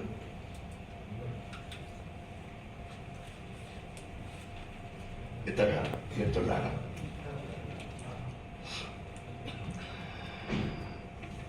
ఇప్పటికీ సమయం 7 గంటలైంది. ఇంకా చాలా ప్రసంగాలు ఉన్నాయి కాబట్టి నేను 15 నిమిషాల లోపే నా ప్రసంగాన్ని ముగించే ప్రయత్నం చేస్తాను. గొంతు కూడా ఏమంత సహకరించటం లేదు, అందుకు క్షమాపణలు కోరుతూ శిఖామణి గారు ఏదైనా కవిత్వం మీద ఏదైనా ఒక ప్రసంగం చేయండి అని అడిగినప్పుడు, ఏదైనా ఒక అంశం చెప్పండి అని అడిగినప్పుడు ఒక వారం 10 రోజులు వాయిదా వేసి ఇక చెప్పక తప్పని సమయం ఒకటి వచ్చేస్తుంది. అలాగా వచ్చేసినప్పుడు గబుక్కునే ఏదో ఒకటి నోట్లో నుంచి అలా వచ్చేస్తే తర్వాత చూసుకుందాం దీని సంగతి అని అనేసిన మాట కవిత్వం, పారదర్శకత. మరైతే నువ్వేం ముందుగా ఆలోచించుకోకుండానే ఇంత మాట అనేసావంటే నిజంగానే ఏమీ ఆలోచించుకోకుండానే అంత మాట అనేసిన దగ్గర నుంచి ఆలోచించుకోవటం మొదలుపెట్టాను. అలా ఆలోచించుకుంటూ ఉన్నప్పుడు ఏ ఆలోచనలు అయితే వచ్చాయో వాటినే మళ్ళీ తిరిగి ఒక లౌడ్ థింకింగ్ లాగా మళ్ళీ మీ ముందు ఉంచుతాను తప్ప ఈ ప్రసంగానికి ఏదో ఒక ప్రారంభము, అలాగే ఖచ్చితంగా ఒక ముగింపు ఉంటుంది అని ఆశించవద్దని మనవి చేస్తున్నాను. అంటే ఈ ప్రసంగానికి ఒక ప్రారంభము, ఒక ముగింపు ఎందుకు ఉండదు అంటే, కవిత్వానికే ఒక ప్రారంభము, ఒక ముగింపు ఉండదు కాబట్టి. రెండవది, ఇవాళ మనం అనుకుంటున్న కవిత్వం పారదర్శకత అనే అంశాన్ని నిర్వచించడం కూడా నాకు సాధ్యం కావడం లేదు. పోనీ దాన్ని నిర్వచించే శక్తి అయినా ఉండుంటే ఆ నిర్వచనానికి అనుగుణంగా ప్రసంగం చేసే ప్రయత్నం చేసి ఉండేవాడిని. పారదర్శకత అన్న మాట రకరకాల అర్థాలు నాకు ఇస్తోంది. మళ్ళీ నేను మొదట్లో చెప్పినప్పుడు, నువ్వేదో పెద్ద మనిషిని నేను ఒక ప్రసంగం చేయమంటే నువ్వు ఖచ్చితంగా ఏదో ఒక తేల్చి చెప్పాలి, కానీ నాకే ఏమీ తెలియదని చెప్పడానికి నువ్వెందుకయ్యా మాకు అని మీరు నన్ను అడిగితే, అందుకు బాధ్యుడిని నేను కాదని కవిత్వానికి ఉండే పారదర్శక లక్షణం అని మాత్రమే నేను మీకు చెప్పగలను. ఇంతకు పారదర్శకత అనే మాట నేను వెంటనే చెప్పినప్పుడు బహుశా నా మనసులో ఇద్దరు వెనకాల మెదులుతూ ఉండి ఉంటారు. వాళ్ళిద్దరూ లేకుండా అప్రయత్నంగా పారదర్శకత అనే మాట నా నోటి నుంచి వచ్చి ఉండేది కాదని నేను గట్టిగా నమ్ముతున్నాను. ఒకడు శ్రీశ్రీ, రెండు తిలక్. వీళ్ళిద్దరు వెనకాల ఉన్నారు, వాళ్ళు లేకుండా రాదు ఈ మాట అసలు. అంది అందకపోయే నీ చరాంచలమున విసరిన కొసకాలులతో నిర్మించిన నా నుడి నీ గుడిగా, నా గీతం నైవేద్యంగా హృద్యంగా అర్పిస్తానో, నా విసరిన రస విశ్రుమల కుసుమ పరాగం. ఓహో రసతుని మణికని కవిత జనని అన్నాడు కదా, అక్కడ కళమన్నీళ్ళు వచ్చేసి జననీ కవిత ఓ కవిత అని అన్నాడు. అంది అందకపోయే నీ చలాంచలముల విసరిన కొసగాలులతో నిర్మించిన నీ నుడి నా నుడి నీ గుడిగా. అంటే కవిత్వం అంది అందకపోయే ఆమె ఆ తల్లి చీర కొంగు, ఆ రెపరెపలు మనకి ఎలాగైతే అంది అందకుండా వెళ్ళిపోతాయో అట్లా అంది అందకుండా వెళ్ళిపోయే ఆ కొసగాలులతో ఆ కొసగాలుల తత్వాన్ని చెప్పిన శ్రీశ్రీ బహుశా వెనకాల ఉండి ఉంటాడు. ఇక రెండవ వ్యక్తి తిలక్ అని నేను మీకు చెప్పనక్కర్లా. కవిత్వం ట్రాన్స్పరెంట్ చీకటి అయి ఉండాలి అని అన్నాడు. కవిత్వంలో అబ్స్క్యూరిటీ కొన్ని సందర్భాల్లో ఉండొచ్చు, కానీ పాఠకుడికి నీ అనుభూతి ఆకారం అందాలి. హత్తుకోవాలి. అది ట్రాన్స్పరెంట్ చీకటై ఉండాలి. బహుశా ఈ ట్రాన్స్పరెంట్ అన్న ఆ ఇంగ్లీష్ మాట తెలియకుండా పారదర్శకత అని తెలుగు మాటగా తర్జుమా అయిపోయి ఉండాలి. అప్పుడు ఆ క్షణాన్ని ట్రాన్స్పరెంట్గా ఉండడం, ఈ ట్రాన్స్పరెంట్గా ఉండడం అది పలకరించాలి. అది నీ కవిత అది కొత్త అనుభవాల కాంతిపేటిగా తెరవాలి, కదిలించాలి అని అన్నాడు.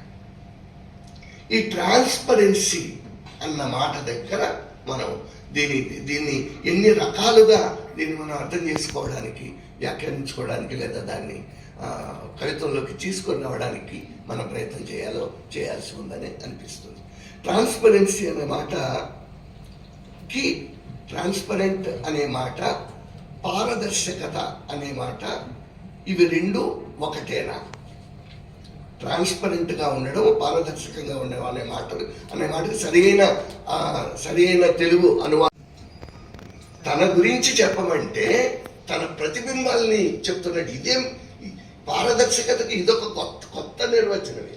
పారదర్శకత్వం గురించి ఇందాకటి వరకు మనం మాట్లాడుకున్న నిర్వచనాలకి లొంగే ట్రాన్స్పరెన్సీ కాదు ఇది. This is something else. That's why I told you in the beginning. నేను దీనికి నిర్వచనాలు చెప్పదలుచుకోలేదు, దీనికి ప్రారంభాలు ముగింపులు కూడా నేను చెప్పదలుచుకోలేదు. ఇది కవి ట్రాన్స్పరెంట్ గా ఉన్నప్పుడు కవిత్వం చెబితే ఎలా ఉంటుంది అనేది. ఇక కవి తాను నిలబడి ప్రపంచాన్ని ట్రాన్స్పరెంట్ గా చూపించడం, ప్రపంచాన్ని ట్రాన్స్పరెంట్ గా, ప్రపంచంలో కనిపించే ప్రతి అంశాన్ని పారదర్శకం చేసి చూపించడానికి గొప్ప ఉదాహరణగా నేను శివారెడ్డి గారి భారమితి కవితను ఎంపిక. అసలు అది ఇవాంటి కవిత కాదది. రాసేసి 30 ఏళ్ళు పైగా, 30-40 1981లో రాసిన కవిత. 45 ఏళ్ల క్రితం శివారెడ్డి గారు రాసిన భారమితి కవిత ప్రపంచాన్ని ఎంత ట్రాన్స్పరెంట్ గా చూపించవచ్చో కవి ఇక్కడ ఒక చోట నిలబడి ప్రపంచాన్ని ఎంత ట్రాన్స్పరెంట్ అంటే ప్రపంచంలో కనిపిస్తూ ఉన్న ప్రతి అంశం వెనుక కవిత్వం ఎట్లా ఉందో చెప్పడానికి శివారెడ్డి గారు చేసిన ప్రయత్నం ఇది. దీని వ్యాఖ్యానం నేనేమి చేయదలుచుకోలేదు, కానీ కవితను చదవకుండా మాత్రం నేను ఉండలేనని మనవి చేస్తూ కవితను ఒకసారి చదివేసి ప్రసంగాన్ని ముగిస్తాను, మీకే అర్థమైపోతుంది. 81లో కవిత్వానికి కాలం చెల్లిందంటున్నారు, కవిత్వానికి కాలం కాదంటున్నారు, అంతటా స్తబ్దత ఆవరించిందంటున్నారు, అందరూ చేతులు ఎత్తేశారంటున్నారు. రక్తమాగిపోయిన వాడు స్పందనని కొలవలేడు, కళ్ళలో సూర్యుడు కదలాడని వాడు ప్రపంచాన్ని స్పృశించలేడు. నాకంతటా కవిత్వం కదలాడుతున్నదేమిటి? నాలో ప్రతిదీ కవిత్వంగా పరివర్తన చెందుతున్నదేమిటి? చేయి చాచి వేళ్లకేసి చూచుకుంటే కవిత్వం, కళ్ళు మూసి నుదిటి నదిని చేత్తో పట్టుకుంటే కవిత్వం, అడుగు తీసి అడుగేయటంలో కవిత్వం, చేత్తో తలుపు మీద గుద్దటంలో కవిత్వం, సాలోచనగా చూపు ముక్కు మించి జారిపడి కింద మురిస్తే కవిత్వం, బోర్లా పడుకొని భూమిని వాటేసుకుంటే కవిత్వం, 2 చేతుల నిండా దుమ్ము తీసుకొని నెత్తి మీద పోసుకొని జలకాలాడటం కవిత్వం, చదువుతూ పుస్తకం తెరచి గుండెల మీద పెట్టుకుంటే కవిత్వం, చేత్తో నీటి ఆరోగ్యాన్ని మీటటం కవిత్వం, ముక్కుతో గాలిని వలేసి పట్టడం కవిత్వం, అప్రయత్నంగా చేయి మీసం మీదికి పోయి అలా గడ్డాన్ని సవరించటం కవిత్వం, సాయంకాలము పొద్దుటి పూటో రెక్కలు తీసి కిటికీ వద్ద నిలబడితే కవిత్వం, అగ్గిపుల్ల గీయటం కవిత్వం, ఎదురుబద్ద వంచి విల్లంబు చేయటం కవిత్వం, అగ్గిపుల్ల గీయటం కవిత్వం, ఎదురుబద్దను వంచి విల్లంబు చేయటం కవిత్వం, బజాట్లో ఈతయ్యటం కవిత్వం, కోడలిలో కరెంటు స్తంభం అవ్వటం కవిత్వం, తీగల్లో పరిగెత్తే నిరాకార చైతన్యం దూర తీరాలకు సాగిపోయే శబ్ద విహంగము కవిత్వమే, నా శిరస్సు శిఖరాగ్రంపైకి నేనెక్కి తలకిందులుగా జనం జలధిలోకి దూకడము కవిత్వమే. ఇటు తిరిగి చేయి చేస్తే శ్రీకాకుళ కవిత్వం, అటు తిరిగి కను తెరిస్తే జగిత్యాల కవిత్వం, వెనుతిరిగితే శిరసెత్తితే ధర్మపురి కవిత్వం, ఆర్కాడు జిల్లాలు కవిత్వం. నేనొక వాహకం, నా రక్తంలోంచి దూసుకొచ్చిన ప్రపంచమంతా కవిత్వమే. నేనొక వాహకం, నా రక్తంలోంచి దూసుకొచ్చిన ప్రపంచమంతా కవిత్వమే. తెల్ల కాగితం ఆహ్వానిస్తుంది కవిత్వ కథనానికి, తెల్లారబోయే ఆకాశము ఆహ్వానిస్తుంది కవిత్వోద్యమానికి. నా చూపుతో ముట్టుకున్నది, నా చేత్తో ముట్టుకున్నది, నా దేహంతో ముట్టుకున్నది ప్రతిదీ కవిత్వమే. వాడు చేయెత్తితే కవిత్వం, వీడు పెళపెళార్పటులతో ఉరిమితే కవిత్వం. చేతులన్నీ ఒక్కసారి ఇంక్విలాబ్ అంటే ఆకాశమంతా కవిత్వమే, గాలంతా కవిత్వమే, భూమి తనువంతా కవిత్వం. మధ్యలో నేను కనిపించకపోవడమా, లేకపోతే ఏదైనా ఒక కటకం గుండానో లేకపోతే ఒక తెర గుండానో చూసినప్పుడు స్పష్టంగా కనిపించడమా, ఈ రెండు నాకు అర్థం కాల అనేసిన తర్వాత పారదర్శకంగా ఉండడం అనేది అనే వాటికి అర్థం ఏమిటి? మామూలుగా మనం ట్రాన్స్పరెంట్గా ఉండాలి, ట్రాన్స్పరెంట్ చీకటి ఉండాలి అని తెలకన్నప్పుడు కొంచెం కనిపించి కొంచెం కనిపించకుండా, కొంచెం వెలుతురు కొంచెం చీకటి, ఆ ట్వెలైట్ ఉండే అందకపోయే ఉండడం అనేది ఉంది. అది దాని గురించి మాట్లాడుతున్నాడు. కానీ ట్రాన్స్పరెంట్గా ఉండాలి అని మనం మామూలు ప్రయోగంలో మనం దాన్ని వాడేటప్పుడు మనం ఏమంటున్నాము అని అంటే, నువ్వు ఏదైనా ఒకటి చెప్తే అది ట్రాన్స్పరెంట్గా ఉండాలి అని అంటే నువ్వు ఒక తెర వేసి చూపించాలి. అయితే ఆ తెరలో నుంచి చూసినప్పుడు అది ఏమవ్వాలి, అది చాలా స్పష్టంగా కనిపించాలి, అది అర్థం అవ్వాలి అనే అర్థం అక్కడ వస్తుంది. కాబట్టి పారదర్శకత అన్న ఈ మాటకి ఈ రెండిట్లో నువ్వు ఏ అర్థాన్ని తీసుకుంటున్నావు అనే దాని మీద నా దగ్గర అయితే సమాధానం ఏమి లేదు. సమాధానాలు చెప్పడానికి, తీర్మానాలు చేయడానికి కూడా నేను ఈ ప్రసంగం చేయటం లేదు. సరే, అయితే ఇప్పుడు మనం మాట్లాడుకున్న దాంట్లో ఇంకొక ప్రధానమైన అంశం ఉంది. పారదర్శకం అని మనం అన్నప్పుడు మనం సాధారణంగా కవిత్వం గురించి పదే మనం మాట్లాడుకునే, నేను వ్యక్తిగతంగా ఎప్పుడు కవిత్వం గురించి మాట్లాడినా నాకు అప్రయత్నంగా డిస్కవరీ అనే ఒక మాట వస్తూ ఉంటుంది.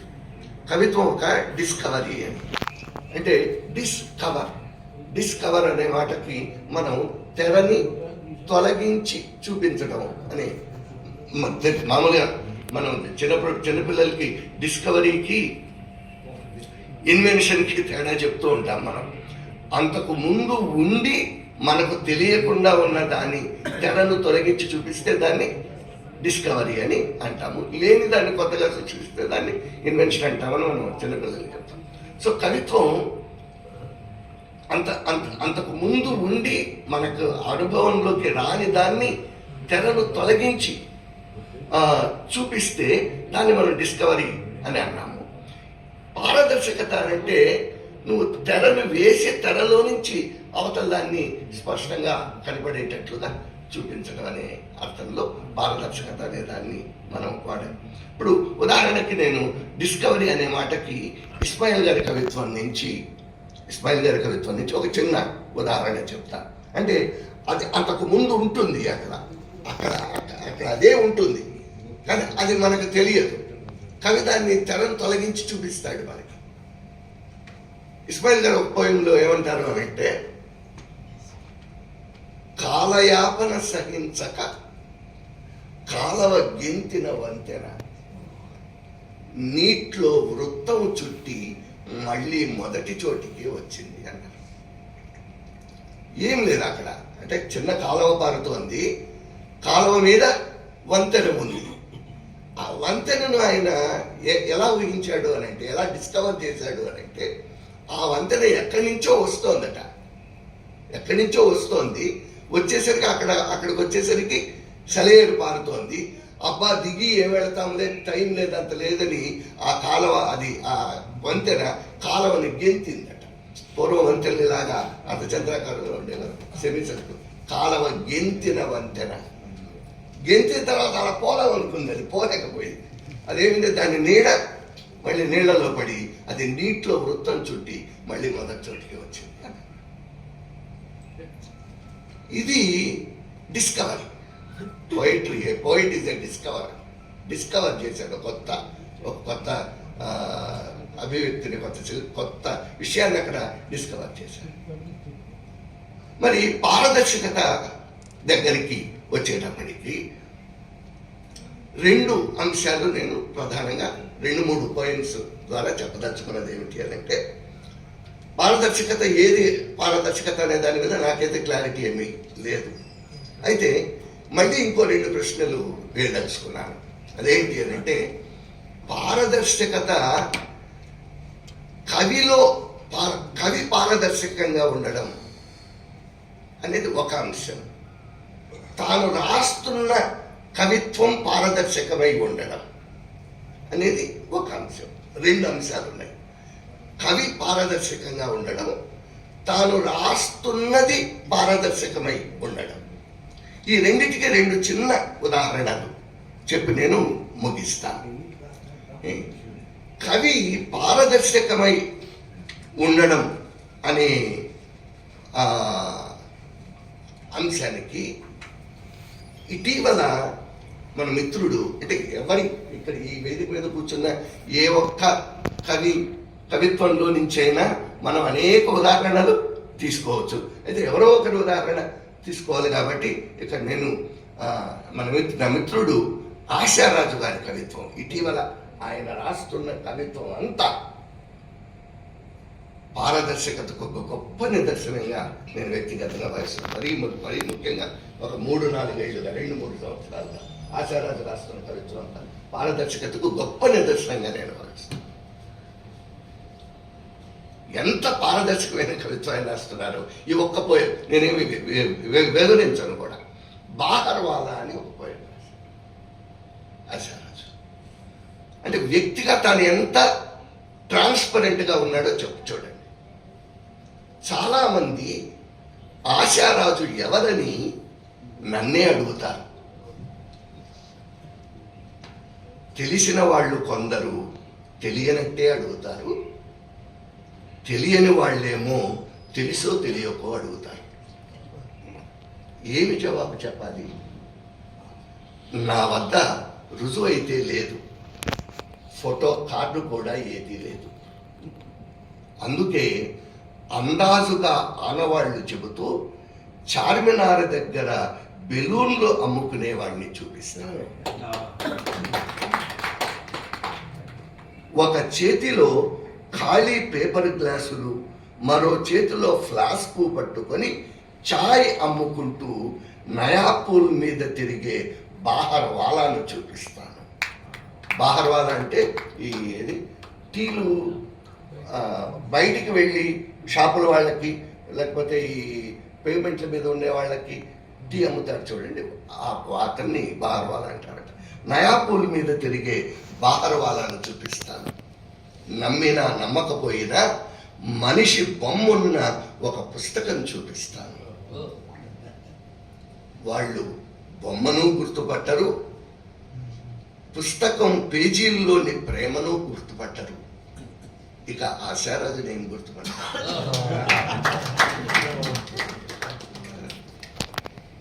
గారి పుస్తకాన్ని ఆవిష్కరించటం నిజంగా నాకు కలిగిన అదృష్టంగా భావిస్తున్నాను.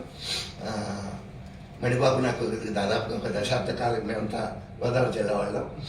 దాదాపుగా 10-12 సంవత్సరాలుగా ఆయన కవిత్వం రాస్తూ ఉన్నారు.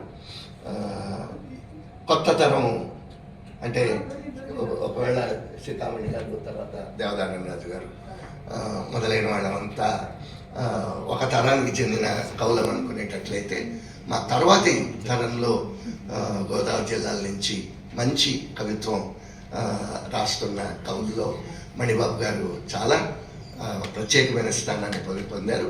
ఆయన కేవలం కవిత్వం రాయడమే కాకుండా మంచి విమర్శకుడిగా కూడా ఆయన రూపొందుతూ ఉన్నారు. ఆయన మణిబాబు అని అంటేనే పసిపిల్లలు ఆడపిల్లలు, ముఖ్యంగా స్త్రీలు, పసిపిల్లలు, ఈ ఈ ఈ ఈ రెండు అంశాలు ఆయనకు చాలా అత్యంత ఇష్టమైన అంశాలు. ఈ రెండిట్లోనే కవిత్వపు రహస్యమంతా దాగి ఉందనే విషయం మీ అందరికీ తెలియనిది కాదు. సో పసితనం ఉండడము, తర్వాత స్త్రీత్వం ఉండడం, ఈ రెండు కవిత్వానికి ఒక ప్రత్యేకమైన సొబగును చేరుస్తాయి. సో స్త్రీల గురించి, పసిపిల్లల గురించి ఆయన ఇప్పటికే 2 పుస్తకాలు వేశారు. సో అవి 2 మంచి విమర్శకుల మన్ననలు పొందాయి. అయితే ఈ పుస్తకం నాకు కొంచెం ఆలస్యంగా నా చేతికి వచ్చింది కాబట్టి సమగ్రంగా దీని గురించి మాట్లాడలేకపోతున్నాను. కానీ ఒక పోయం ఇందులో శవదర్శనం అనే ఒక పోయం చాలా అద్భుతంగా తిరగేస్తే కనిపించింది. చాలా చాలా బాగుంది. మనం ఎవరైనా మరణించినప్పుడు వెళ్ళి ఆ శవ సందర్శనం చేసినప్పుడు మనం 2 నిమిషాలు మనం ఎందుకు మౌనం పాటించాలో, ఆ 2 నిమిషాల మౌనంలో మనలో ఎంత ప్రక్షాళన జరగడానికి ఆస్కారం ఉందో చాలా సున్నితమైన అంశాన్ని తీసుకొని ఆయన కవిత్వం రాశారు. ఇది మీరు తప్పనిసరిగా, అంటే మనలో సంస్కరించుకోవలసినవి, సంరక్షించుకోవలసినవి ఏమున్నాయో చూసుకోవడం కోసం ఆ 2 నిమిషాలు అక్కడ మనం మౌనంగా నిలబడాలని అంటున్నారు అవతాల మణి గారు. మణిబాబు గారు మరి ఇంత మంచి కవిత్వం ముందు రాస్తారని, రాయగలరని, ఆయన మంచి విమర్శకుడిగా కూడా ఆయన మంచి స్థానాన్ని అనుకోవాలని నేను ఆశిస్తున్నాను.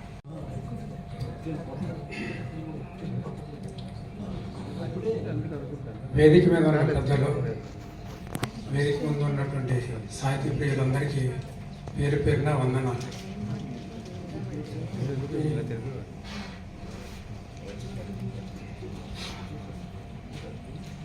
కవి సంధ్య డాక్టర్ బట్టిప్రోలు దుర్గాలక్ష్మి ప్రసన్న కవితల పోటీకి నన్ను న్యాయ నిర్ణేతగా ఎంపిక చేసుకుని ఆ బాధ్యత నాకు అప్పగించినటువంటి కవి సంధ్య నిర్వాహకులు, బాధ్యులు శిఖామణి గారికి, దాంట్ల దేవదానరాజు గారికి ధన్యవాదాలు తెలియజేసుకుంటున్నాను.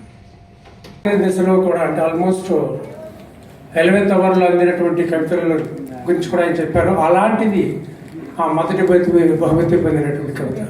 ఆ కవిత చాలా సాంద్రంగా, చాలా గాఢత కలిగినటువంటి కవిత.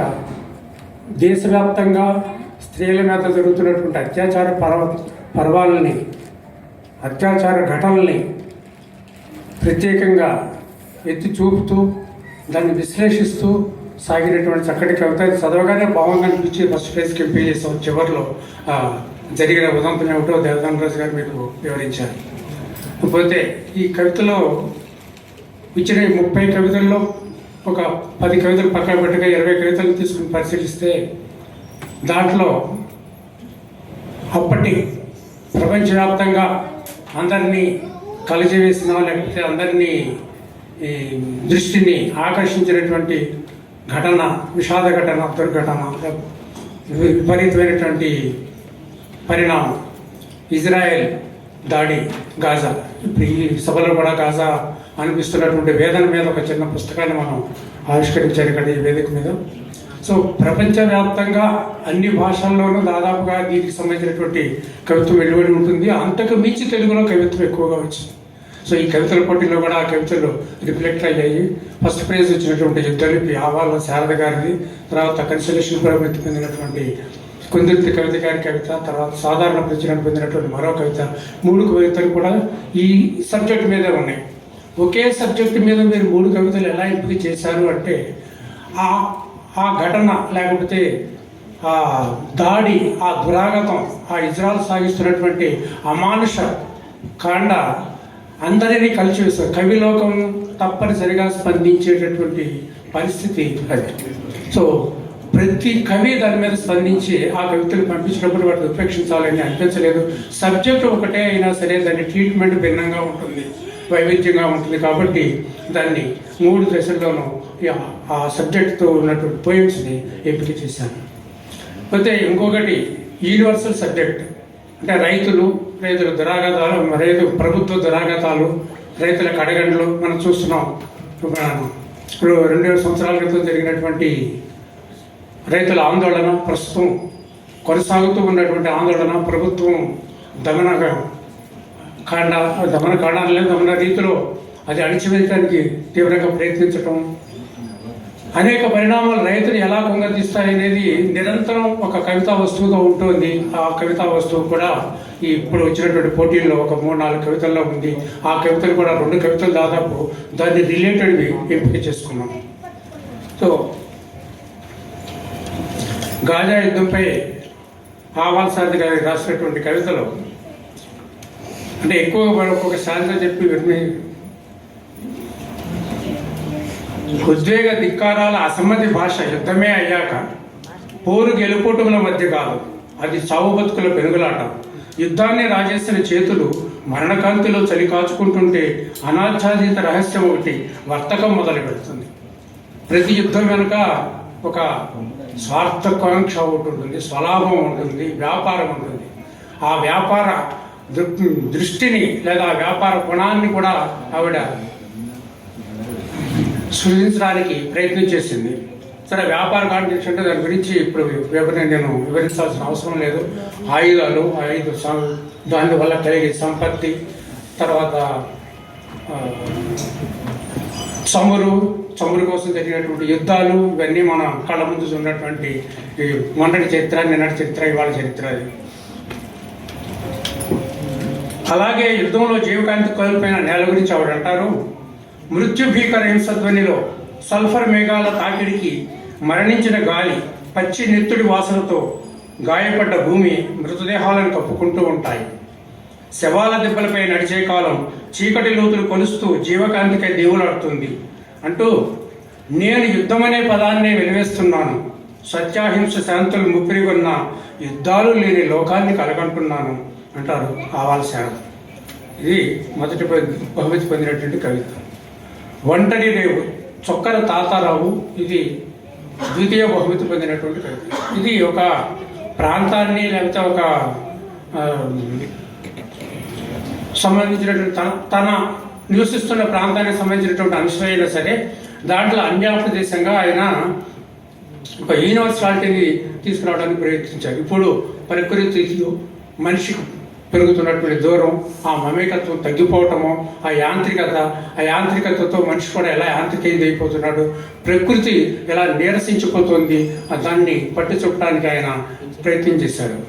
అందులో ఓడ వెళ్ళాక రేవు ఒంటరిదే, అంతకుముందు రాదాయి పడవల కోసం బారులు తీరిన జనం ఒక్కొక్కరు తరలిపోతున్న లేత అలల్లా దూరం అవుతున్న దృశ్యంలా రేవు ఇప్పుడు ఒంటరిదే.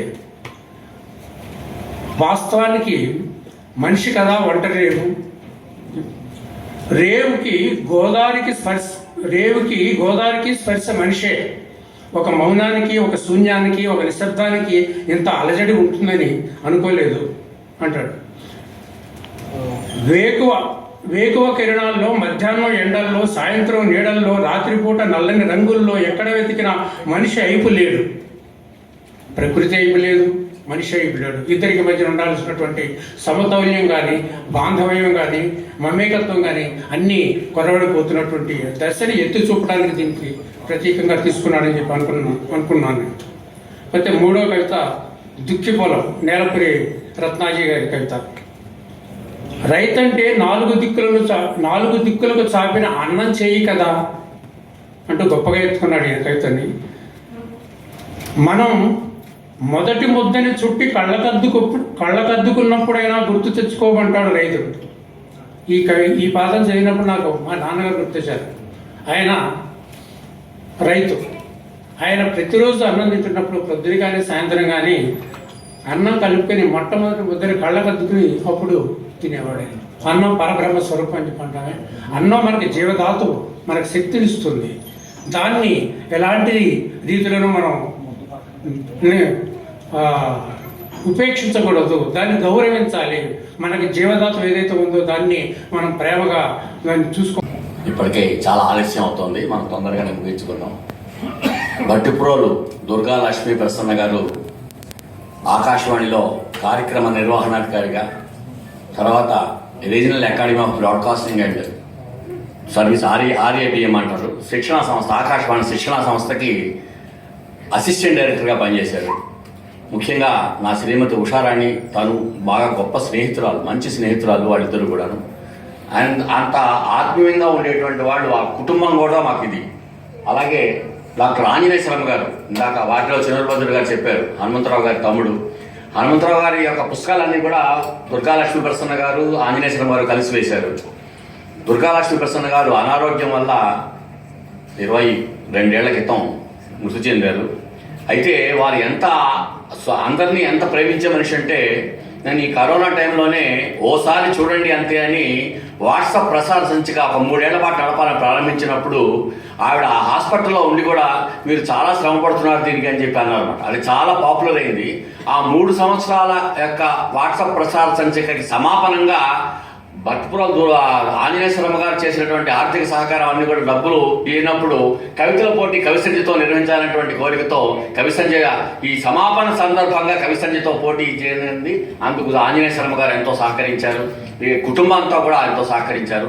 ఈ యొక్క కవితల పోటీ ఆవిడ పేరుతో జరగడం, ఎందుకంటే ఆవిడ స్వయంగా అంతో అభిమానం ఉన్నటువంటి మనిషి. అలాగే ఆవిడ స్వయంగా అస్తిత్వం మీద ఒక ఎంఫిల్ చేశారు, ఆవిడ హిందీలో డాక్టరేట్ చేశారు. అంత అద్భుతమైనటువంటి వ్యక్తి. ఆవిడ స్మరణగా ఈ కవితల పోటీ నిర్వహించినందుకు కవిసంతకి నేను ధన్యవాదాలు చెప్తున్నాను. నమస్కారం. సుధాం గారికి కవి సంధ్య గురించి 2 మాటలే చెప్తాను, ఎక్కువ కవి సంధ్య ఈసారి చాలా ప్రత్యేకంగా ఉంది అని నేను భావిస్తున్నాను. ముఖ్యంగా నంబూరి పరిపూర్ణ గారి ప్రత్యేక సంచికగా తేవడం నాకు చాలా ఆనందం కలిగింది. ఎందుకంటే రచయితలు కవుల మీద ప్రత్యేక సంచికలు చాలా మంది తెస్తారు, కానీ ఒక మహిళల మీద ప్రత్యేక సంచిక కవి సంధ్య వాళ్ళు వేసినందుకు ప్రత్యేకంగా వాళ్ళకి ధన్యవాదాలు తెలియజేస్తున్నాను. పరిపూర్ణ గారు ఒక ధీరురాలని చెప్పాలి. ఆవిడ జీవిత పోరాటంలోని తన అభిరుచుల్ని సంగీతం సాహిత్యం వదలలేదు. అంతేకాకుండా ఆవిడ తర్వాత 2 తరాలని రచయితలుగా కూడా చేసింది. అంత గొప్ప మనిషి. ఆవిడ గురించి తెలుసుకోవాలంటే మృణాలినిగా రాష్ట్రయాత్రగా చేసిన ఇంటర్వ్యూ కానీ, నెచ్చెల్లి అంతర్జాల పత్రికలో గీత చేసిన ముఖాముఖి కానీ ఎవరన్నా వింటే చాలా స్ఫూర్తి పొందుతారు. అంతేకాకుండా ఆవిడ ఉన్న అమోఘమైన జ్ఞాపక శక్తి ఆశ్చర్యం కలిగిస్తుంది. ఇప్పుడే సుధామ గారు చెప్పినట్టుగా డాక్టర్ బిడిఎల్ ప్రసన్న గారు, సుధామ గారు, ఉషారాణి గారు ఇక్కడ సభలో ఉన్నారు. వీళ్ళందరూ కలిసి పని చేసినట్టుగానే ఆకాశవాణిలో నేను కూడా వీళ్ళందరితో కలిసి పని చేసేటువంటి అవకాశం కలిగింది.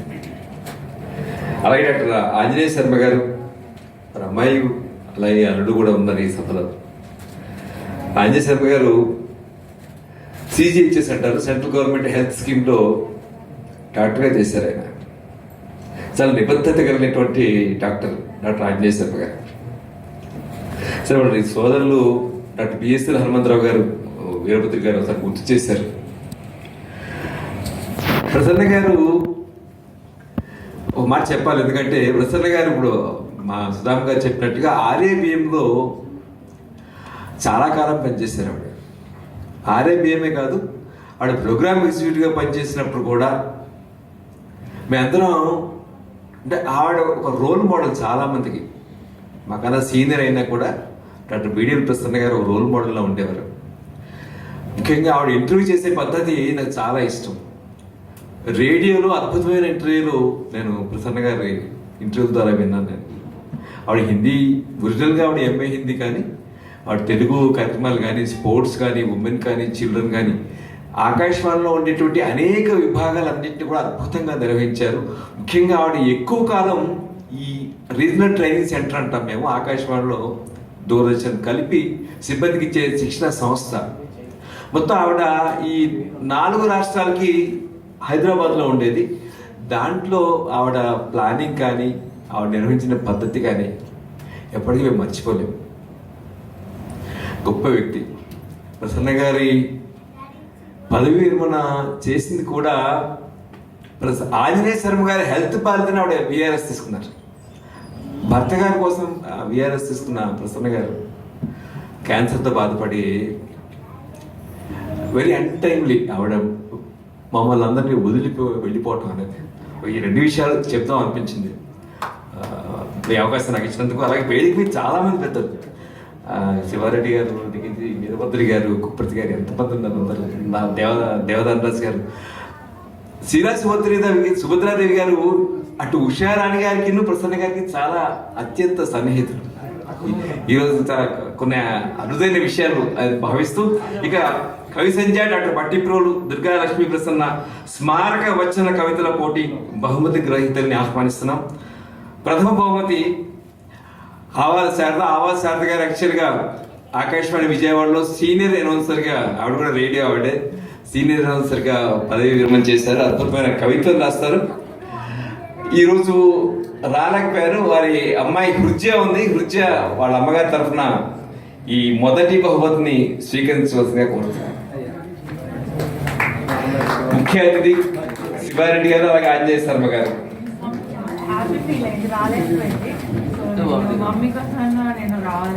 యాక్చువల్ చెప్పాలంటే ఈ అమ్మాయి మనం అందరం గ్రీటింగ్ చెప్తాం. 3వ తారీఖున అమ్మాయి వివాహం ఉంది విజయవాడలో.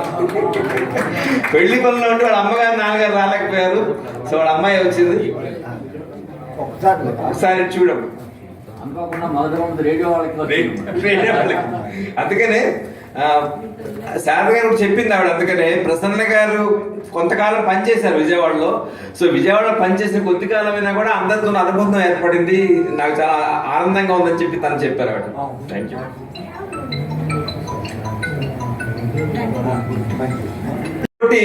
నిజంగా చాలా పకడ్బందీగా చాలా అద్భుతంగా నిర్వహించారని నేను అనుకుంటున్నాను. ముఖ్యంగా యాదగడ్డ రాఘవేంద్రరావు గారు, ఆయన ఎప్పుడు వేదిక ఎక్కరు కానీ ఈరోజు వచ్చినటువంటి కవితల్ని ఆయన విశ్లేషించారు. అద్భుతంగా అనిపించింది. చాలా బాగా చెప్పారు. ఎప్పుడు వెనక బెంచ్లో ఉండే ఆయన ఇవాళ వేదికకి ప్రసంగం చేయడం చాలా ఆశ్చర్యం, చాలా ఆనందం రెండు కూడా. రెండవ బహుమతి చొక్కర్ తాతారావు గారు, ఒంటరి రేవు. చొక్కర్ తాతారావు గారు వైజాగ్ నుంచి అంటారు. తాతారావు గారు రండి.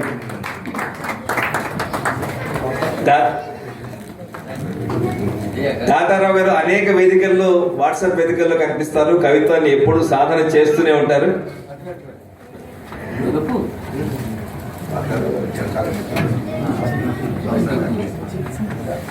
ప్రీమియర్ రచయితలు నిర్వహిస్తున్న ఇందూరమ్మ గారు ఉన్నారు. ఆ గ్రూప్ లో చాలా యాక్టివ్ అయిన చొక్క తాతారావు గారు.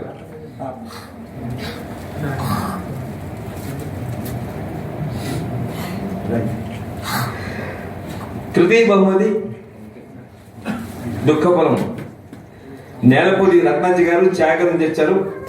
మనం చూసాం. వారి కవిత సంపుటి కూడా ఆవిష్కరణ జరిగింది. రత్నాజీ గారు స్వాగతం. Thank you Tatarao.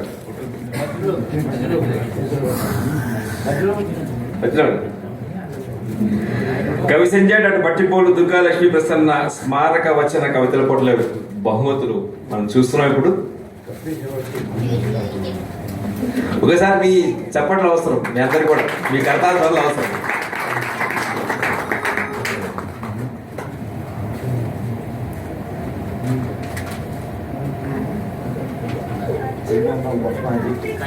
మొదటి 3 బహుమతులు ప్రథమ, ద్వితీయ, తృతీయ బహుమతుల ప్రదానం జరిగింది. ఇప్పుడు కన్సలేషన్ బహుమతులు మొత్తం 7 ఉన్నాయి. ముందుగా ఫోటో కవితకు దేశరాజు గారిని ఆహ్వానిస్తున్నాం.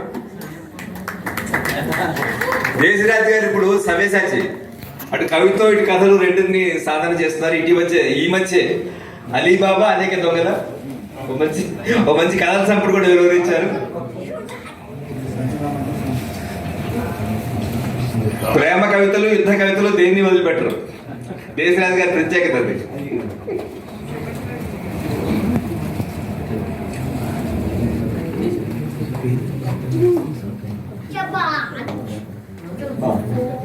థ్యాంక్ యూ దేశరాజు గారు. తర్వాత కుందుర్తి కవిత, అది సింగపూర్ తెచ్చారు వీరు. యుద్ధం శీర్షికన కుందుర్తి కవిత గారు.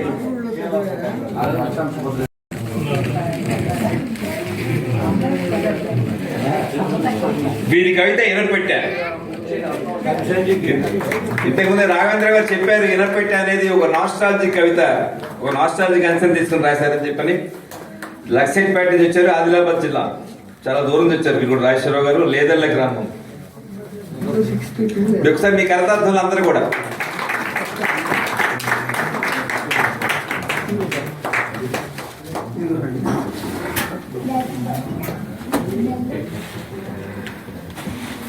ధన్యవాదాలు రాజేశ్వరరావు గారు. సింహాచలం నుంచి లోకేష్ లక్ష్మీనాయుడు గారు, వీరి పేరు కూడా తరచుగా వినపడుతూ ఉంటుంది. కాటికాపల్లి కవిత నిర్విగా సాధన చేస్తున్న లక్ష్మీనాయుడు గారు. కొప్పర్తి గారు, వీరభద్రి గారు రావాలి. సార్ వీరభద్రి గారు రావాలి.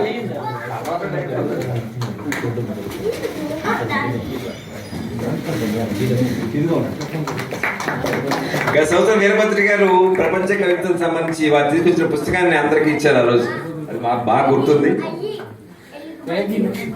ఈరోజు ఒక అద్భుతమైన కవితను మనకు వినిపించారు.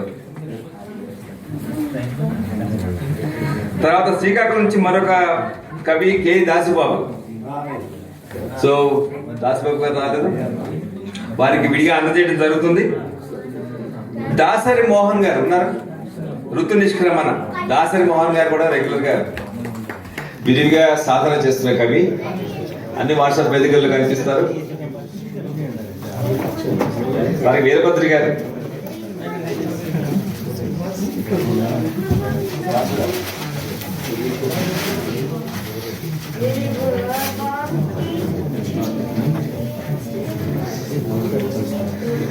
దాదాపు సభ 6 స్టార్ట్ అయింది. మనం 2 గంటల పైన అయింది, కానీ ఎక్కడా కూడా విసుగు విరామం అనిపించలేదు. అంత బాగా సభ చకచకా సాగింది నిజంగా చెప్పాలంటే, ఇంత సుదీర్ఘమైన సభ కాబట్టి. Thank you sir. చివరిగా కొన్ని కన్నీళ్లు మిగిలే ఉన్నాయి. పొత్తూరు సీతారామరాజు గారు, ఇప్పుడే వారి కవిత్వం గురించి ఎనాలిసిస్ విన్నాం మనం. వీరభద్రి గారిని వరుసగా కోరుతున్నాం.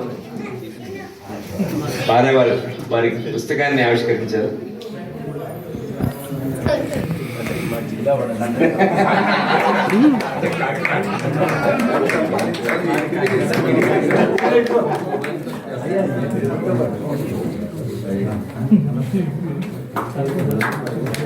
థ్యాంక్ యూ అండి, thank you very much.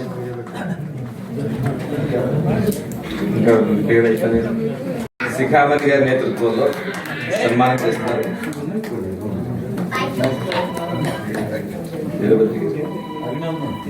Thank you sir. Veerabhadri గారు జనాలు ఒకటైనటువంటి ఒక మంచి కవితని జనరల్గా ప్రసంగం చేస్తారు, వాళ్ళు మంచి కవిత వినిపించారు. వీరభద్రి గారికి వీరభద్రి గారు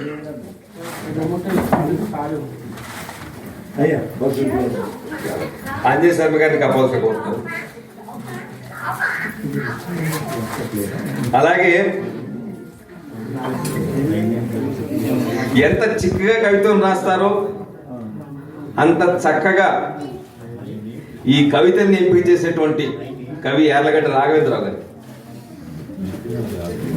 న్యాయ నిర్ణేత యార్లగడ్డ రాఘవేంద్రరావు గారికి శివారెడ్డి గారు, అలాగే ఆంజనేయ శర్మ గారు.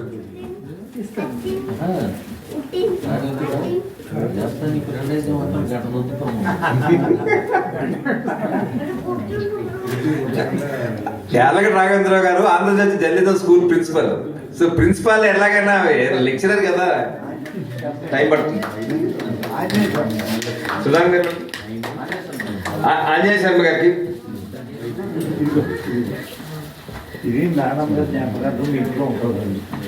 బీడిఎల్ ప్రసన్న గారి జ్ఞాపకార్థం నిర్వహించేటువంటి ఈ కార్యక్రమంలో ఉషారెడ్డి గారు, మేడం మీరు వస్తే బాగుంటుంది వేదిక మీద. బీడిఎల్ ప్రసన్న గారి అత్యంత సన్నిహితులు, ఒక్కసారి మీరు వేదిక మీద రావాలి. ఇప్పుడు రాంబాబు గారు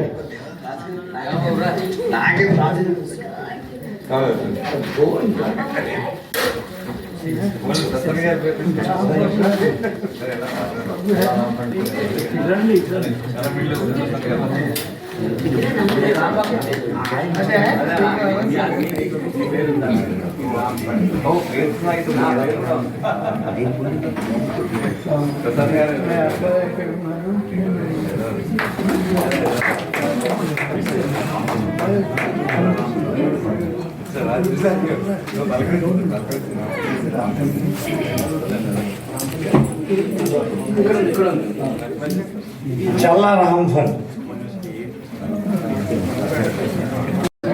సార్ కవిత్వం పోటీ అందరూ సార్ గ్రూప్ ఫోటో తీసుకుంటాం. మొదటి రెండు మొదటి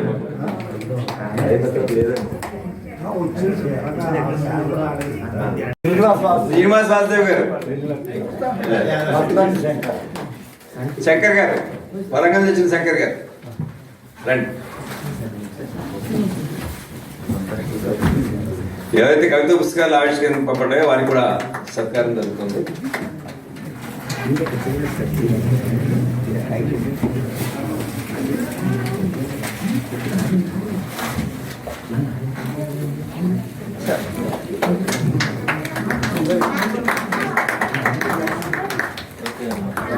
యానాంలో నిర్వహించే శిఖామణి గారు ఈసారి యానాంని హైదరాబాద్ తీసుకొచ్చారు.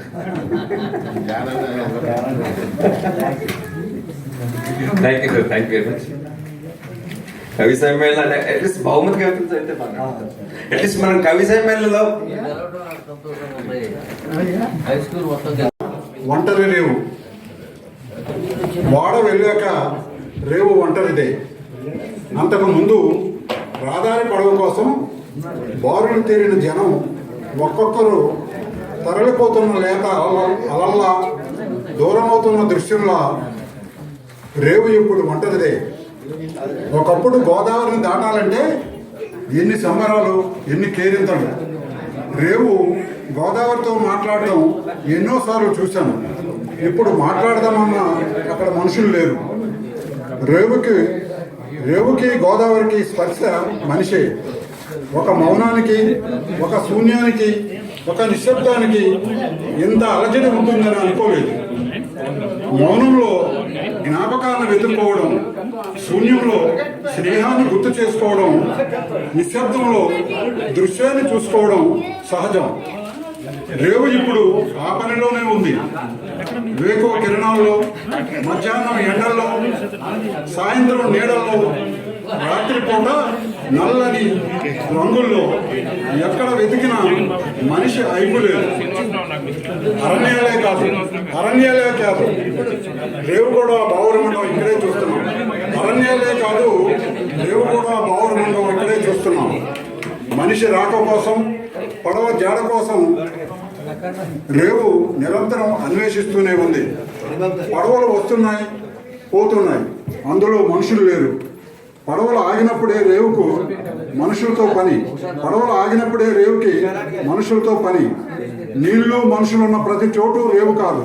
నీళ్లు మనుషులున్న ప్రతి చోటు రేవు కాదు.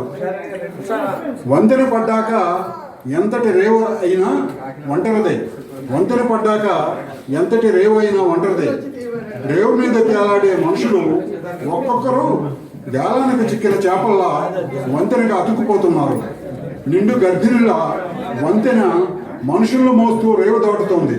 నిండు గర్భిణిలా వంతెన మనుషులను మోస్తూ రేవు దాటుతుంది. వంతెనకు అలుపుండదు.